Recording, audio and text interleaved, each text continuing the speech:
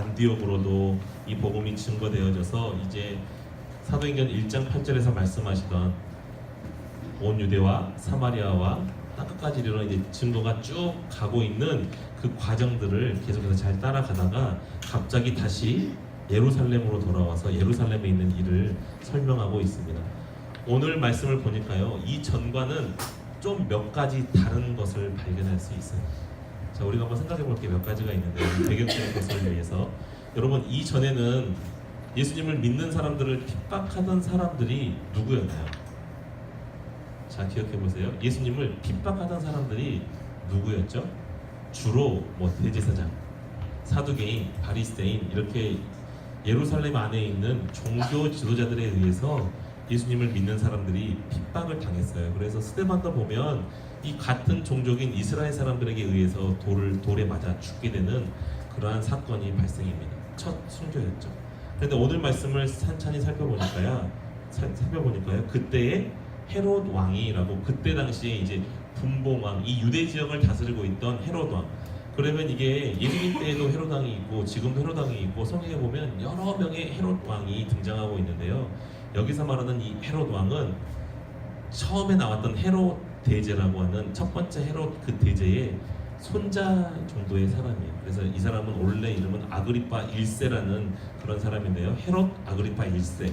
그래서 이 사람이 이제는 그 할아버지를 이어서 이 유대 땅을 다스리고 있는 거예요. 근데 이 사람이 정치적으로 더 이 이스라엘 땅을, 유대 땅을 잘 다스리고 싶어서 어떤 방법을 취하냐면, 이때 당시에 그래도 주류를 이루고 있는 이 유대인들, 유대교 사람들의 마음을 얻고자 했던 거예요. 그래서 가만히 보니까 이 유대교 사람들이 예수님을 믿는 사람들을 싫어하고 핍박하거든요. 그러니까 이 전까지는 11장 이전까지는 주로 예수님을 믿는 사람들이 핍박당하는 경우가 유대교 그리고 대제사장과 정치 지도자들에 의해서 핍박을 받았다면, 이제 이 12장부터는요 본격적으로 정치 세력에 의해서 이제 핍박을 받게 되는 장면이 나옵니다. 이 헤롯 분봉왕을 비롯해서요.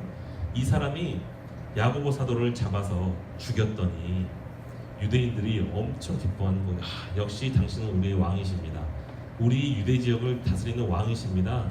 너무나 잘하십니다라고 환호를 보내고 칭찬하고 좋아하는 것을 보고, 야, 이거구나. 이 유대인들의 마음을 더 얻으려면 이 예수님 믿는 사람들을 잡아서 죽여야 되겠다. 그 중에서도 이 대표격이었던 사도들을 잡아서 죽여야 되겠다. 이런 마음으로 지금 오늘 보니까 베드로도 잡은 거예요. 근데 아마 하나님의 섭리이고 역사겠죠. 야고보는 헤롯에게 잡혀서 죽게 되었습니다.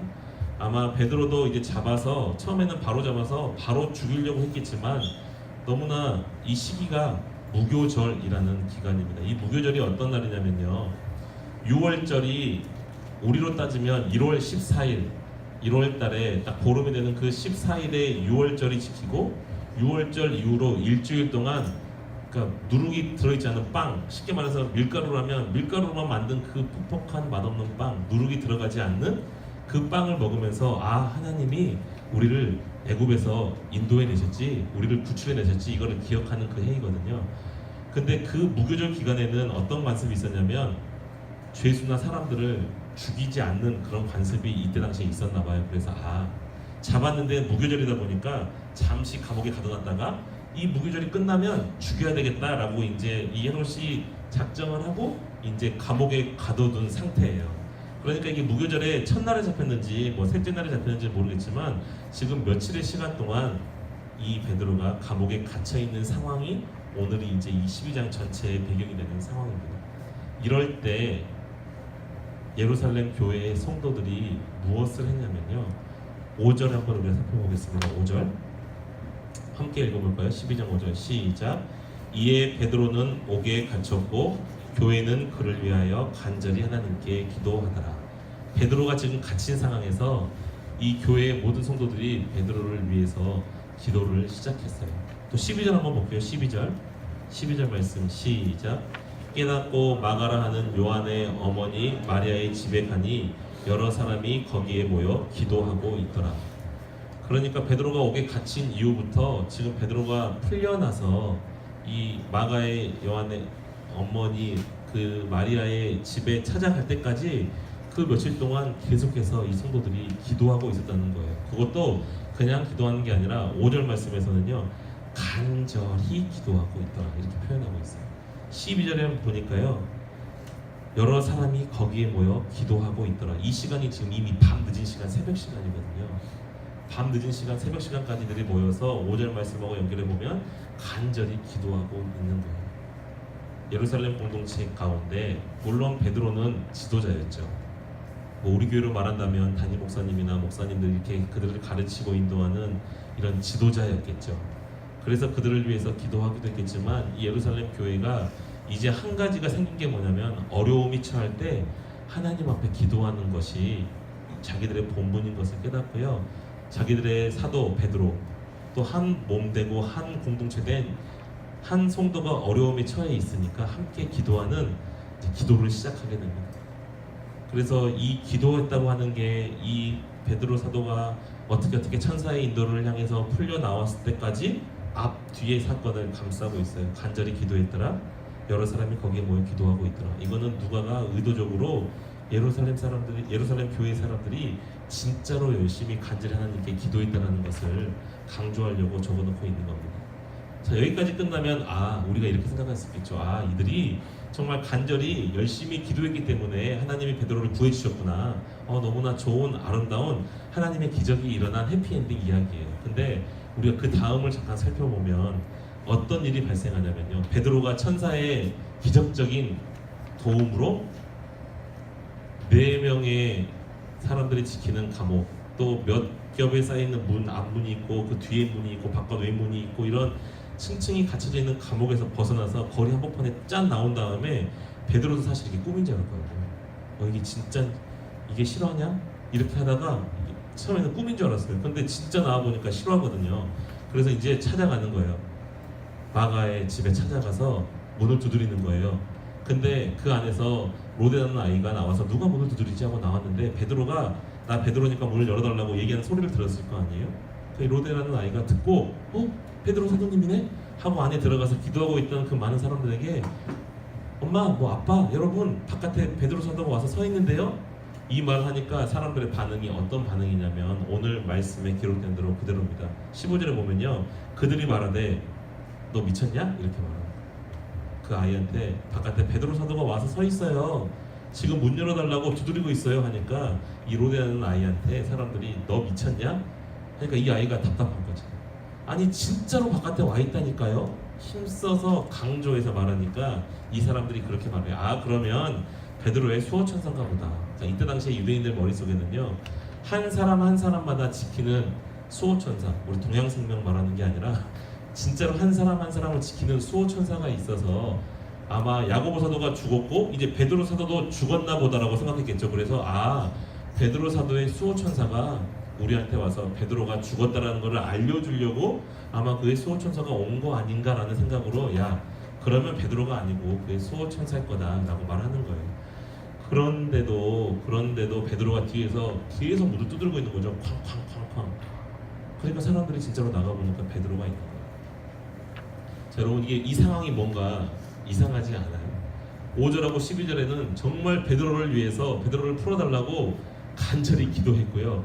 또 그 며칠 동안에 낮이고 밤이고 오늘도 보니까 밤 늦은 시간 3번까지 모여서 기도하고 있다고 하는 거 보니까 지금으로 말하면 철야 기도를 막 하면서 막 그렇게 베드로를 위해서 열심히 기도하고 있는데 그 기도하고 있을 때 베드로가 왔어요. 그러면 할렐루야 하나님이 응답하셨구나 라는 반응이 나와야 되는데 열심히 베드로를 살려주시옵소서, 베드로를 구해주시옵소서, 감옥에서 꺼내주시옵소서 기도하고 있다가 베드로가 딱 나왔다 그러니까 그 얘기를 전하는 이 아이한테 너 미쳤냐라고 하는, 여러분 이 상황이 정말 이상하지 않으세요?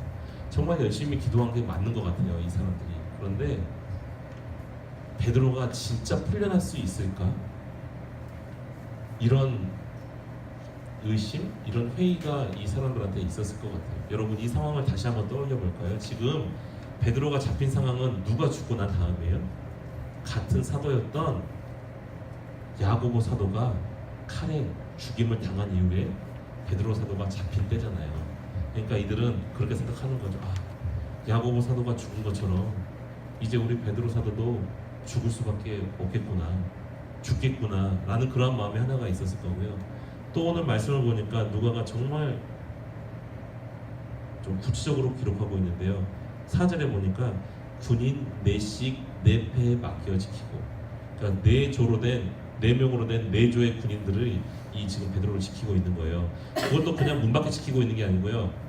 베드로가 이렇게 있으면 한 사람은 베드로의 오른쪽에, 한 사람은 베드로의 왼쪽에, 그래서 베드로의 팔 다리에 잡고, 지금으로 말하면 수갑을 옆에 있는 간수들하고 같이 묶여 있는 거예요. 왼쪽은 이쪽에 있는 사람에게, 오른쪽은 이쪽에 있는 사람에게. 그러니까 여러분, 이런, 그리고 또 문 바깥에는 사람이 지키고 있고, 또 다른 조들이 또 문 밖에 또 지키고 있고, 그러니까 이런 감옥에서 베드로가 살아나올 수 있으리라는 생각을 아예 안 했겠지. 일도 안 했겠지. 그러니까 이 사람들이, 야, 이런 감옥에서 베드로가 나올 수 있을까? 아마 이런 회의나 의심이 있었을 것 같아요. 그리고 또 무엇보다도 혹시나 이 베드로를 잡아가고 야고보를 죽였던 이 사람들이 이제는 우리까지 와서 우리를 잡아가서 죽일 수도 있겠다라는 두려움이 있으니까 문을 걸어 잠그고 이렇게 모여서 몰래 숨어서 기도하고 있는 이들이죠. 그러니까 이렇게 이러한 상황들을 살펴보면 이들이 기도는 하지만 이들이 바꿀 수 없는 이 엄청난 환경, 이들이 바꿀 수 없는 엄청난 큰 문제, 이런 것들이 있다 보니까 기도는 정말 열심히 했지만 실질적으로 그 기도가 응답될 거라는 그런 확신의 믿음은 없었을 것 같아요. 그런데도 우리가 살펴봐서 알잖아요. 이런 기도를 하나님께서 응답하셨다는 거죠. 하나님께서 이 기도를 들으시고 베드로를 꺼내주시고 구해주셨다는 거예요. 때로는 이렇게 환경이나 상황이나 이런 것들 때문에 우리가 기도는 하지만 때로는 연약하고 부족하고 믿음이 없는 이 기도까지도 우리의 아버지 되시는 하나님께서 다 들어서 그 기도를 응답해 주신다는 거예요. 이 얘기를 제가 이제 성경 말씀 통해 읽고 생각해보고 영국으로도 한번 생각을 해보고 하면서 느낀 게 있었어요. 뭐였냐면, 저도 그런 때가 많이 있었거든요. 기도는 하지만 이게 진짜 들어질까? 라는 그런 거 있잖아요. 솔직한 말로 기도는 하지만 내가 기도한다고 이 환경이 진짜 바뀔까? 기도한다고 정말 이게 이루어질까? 솔직히 여러분 그렇잖아요. 여러분들이 지금 정말 열심히 노력해도, 더 열심히 기도해도 이 교육 제도가 가지고 있는 한계와 여러 가지 어려움 때문에 여러분들이 정말 열심히 해도 그 열심히 한 것들이 인정받지 못하는 그런 상황들, 내가 기도한다고 이 교육 제도가 바뀌겠어? 말하면서 여러분들이 아무리 노력을 해도 이 세상은 말하잖아요. 야, 돈이 최고인데 너 돈 있어? 너 금수저야? 너 다이아몬드 수저야? 세상은 여러분들이 그렇게 말할 거 아니에요. 그럼 우리는 좌절하죠. 야, 내가 이런 뭘 열심히 공부한다고 바꿀 수 있는 게 있을까? 내가 아무리 열심히 한다고 뭔가 바뀔 수 있는 게 있을까? 세상은 나에게 계속 저렇게 말하고, 하나님은 없다. 돈이면 최고다. 예쁘면 최고다. 몸짱이면 최고다. 엄마 아빠 잘 만나면 최고다. 이렇게 말하는 세상 가운데서 우리가 기도해도 아무것도 바뀔 것 같지 않은 이러한 상황 가운데서, 그런데 여러분 놀라운 거는 이렇게 믿음 없는 이런 상황들을 바라보면서 쫄아가지고 그래 뭐 어떻겠어 그냥 찌질이로 살아야지 라고 어쩌면 우리가 그렇게 생각하면서 자포자기 할 때도 하나님은 그러한 연약한 상황에서 기도하는 그 기도까지도 하나님은 들으신다는 거예요. 하나님 너무 힘들어요. 이 상황에서 벗어나고 싶은데 나의 힘으로 벗어날 수가 없어요. 조금 더 철학적이고 조금 더 사회를 아는 친구들은 막 사회의 문제들을 하나님 앞에 막 올려드리겠죠. 이런 게 문제고 이런 게 문제고 이런 문제들이 있어서 하나님 나는 도저히 안 될 것 같아요. 이런 세상에서 나 어떻게 살아가야 되죠? 라고 여러분들의 그 탄식 어린 기도 한마디, 하나님 그런데 나 이거 너무 하고 싶은데, 나 이거 통해서 하나님께 뭐 돌려드리고 싶은데, 정말 앞길은 보이지 않고 내가 뭘 열심히 해도 아무도 바뀔 것만 같지 않고, 진짜로 열심히 하고 기도해도 지금 19년 살아온 인생, 뭐 17년 살아온 인생 하나님 바뀐 거 아무것도 없는 것 같은데, 여러분들 그렇게 느끼고 때로는 자기 스스로가 너무나 부족해 보인다 할지라도 여러분 우리를 바라보면 우리에게는 희망이 없지만 오늘도 이 예루살렘 성도들의 기도를 들으시는 분이 하나님이셨기에 때로 이들이 연약하고 잘 구하지 못하고 믿음 없는 기도를 했음에도 불구하고 하나님이 들으시고 응답하셨던 것처럼 이 하나님은 여러분의 그 어떤 기도도 들으시려고 귀를 여시고 대기하고 계셔요. 여러분들이 어떤 기도를 하더라도 여러분들에게 귀를 쫑긋 세우고 나에게 무슨 말을 하겠니? 나에게 어떤 걸 구하겠니? 나에게 어떤 걸 가지고 나오겠니? 하나님은 지금도 여러분 한 사람 한 사람에게 여러분이 나아오시기를 정말 간절히 원하시면서 집중하고 계신다는 거죠. 왜요?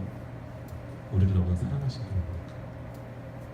예수 그리스도를, 자기의 아들 예수 그리스도를 죽이시고 나를 구원할 만큼, 여러분을 구원할 만큼 하나님이 우리를 향한 그 사랑이 너무나 크시니까 지금도 우리에게 관심을 가지고 기울이시는 거예요. 제 옆에 한성봉 목사님이라는 목사님이 옆자리 짝꿍이에요. 교육자실에서. 요즘에 다크서클이 여기까지 이렇게 내려왔어요. 왜냐면 루하가 태어났거든요, 자녀가. 그래서 요즘에 목사님이 맨날 다크서클은 이렇게 나와 있는데 얼굴, 귀는 또 이렇게 같이 입은 귀에 걸려 있어요. 생각을 해보세요. 입은 귀에 걸려 있는데 다크서클 이렇게 나오면 얼마나 그게 추해 보이겠어요. 근데 너무나 아름다워 보여요. 왜냐면 애기 보느라고 새벽이면 나와야 되는데 2시, 3시까지 막 칭얼거리면, 자다가도 칭얼거리면 가서 본대요. 저한테 전도사님은 저보다 결혼은 빨리 했지만 아직 애를 없으시니까 모르죠. 근데 제가 8살 때부터 조카들을 많이 키워가지고 다 알거든요. 저한테 자랑하는 거예요. 얘가 칭얼거리면 1번 뭔지 아세요? 일단 기저귀부터 열어봐요. 그리고 2번 얘가 밥 먹을 시간이 되는지 우유 먹을 시간이 되는지 봐요. 그래도 칭얼거리면 이분이 상태가, 기분이 안 좋으시니까 일단 안고 걷기 시작해요. 뭐 이러면서 얘기를 해주거든요. 근데 그 말 들으면서 그런 느낌이 들었어요. 하나님께서 우리를 바라보실 때 이 목사님이 정말 이 딸 너무 예뻐가지고 그 새벽 1시에 2시에 조금만 찡찡거리고 칭얼거리면 그 피곤한데 자다가도 일어나서 아이를 향해서 나아가는 것처럼 하나님이 우리를 그렇게 사랑하시는구나, 우리한테 그렇게 귀 기울이고 있다가 하나님이 힘들어요 한마디만 해도 하나님이 왜 말해봐, 괜찮아, 내가 너 기도 들어줄게, 이렇게 달려오시는 그 하나님의 마음이 이 목사님의 마음이겠구나. 제가 그거를 이번 주에 이 목사님 말씀을 들으면서 이 말씀 묵상하면서 너무나 떠올리게 됐던 거예요. 이런 분이라니까요, 하나님이. 우리들이 때로는 잘못, 그 애가 뭘 안다고 구하겠어요. 그 애의 그냥 무기는 찡찡거리는 거고 우는 거밖에 없어요. 구체적으로 아버님 저 응아를 했으니 기저귀를 갈아주세요, 이런 것도 아니에요. 저 배가 고프니까 우유를 주시겠어요, 이런 것도 아니에요. 그냥 찡찡거리고 울기만 해도 아빠는 달려가는 거예요. 우리가 때로는 이런 것까지 하나님 앞에 구할 수 있을까? 또는 이런 거 구한다고 이루어질까? 여러분 일단 그런 거 생각하지 마시고 하나님 앞에 기도의 자리로 나아갑시다. 하나님, 이거 너무 힘든데 이거 어떻게 해야 될까요? 이거 내 힘으로 해결할 수 없을 것 같은데 주님 어떻게 도와주실 수 있으세요? 우리가 이렇게 먼저 하나님 앞에 나아가면 성령께서 깨닫게 하시고 우리의 길을 인도하시고 알려주셔서 우리에게 가장 선하신 길로 인도하시는 하나님, 이렇게 믿음 없는 기도를 해도 베드로를 구해주시는 그 하나님이 지금 우리의 하나님이십니다. 여러분, 우리가 이제 교제를 계속해서 공부를 진행할 텐데 한번 오늘 이 말씀을 기억하면서 공과를 한번 나눠보세요. 나는 하나님 앞에 이렇게 구해봤던 적이 있었나? 나는 하나님 앞에 믿음으로 구했던 적이 있었는데 믿음으로 구한 적이 없었던 적이 많지 않았나? 근데 하나님이 나를 이렇게 사랑하시는구나. 그러면 나는 하나님 앞에 뭘 구할 수 있을까? 어떤 것이든 구할 수 있어요, 여러분. 그런 것들을 선생님과 함께, 반원들과 함께 나누시면서 우리를 너무나 사랑하시고 우리의 찡찡거린 그 신음소리에도 귀를 기울이고 계시는 그 하나님 앞에 우리가 담대히 나아갈 수 있는 그 은혜의 시간이 되기를 간절히 소망합니다. 이 시간에 기도하겠습니다.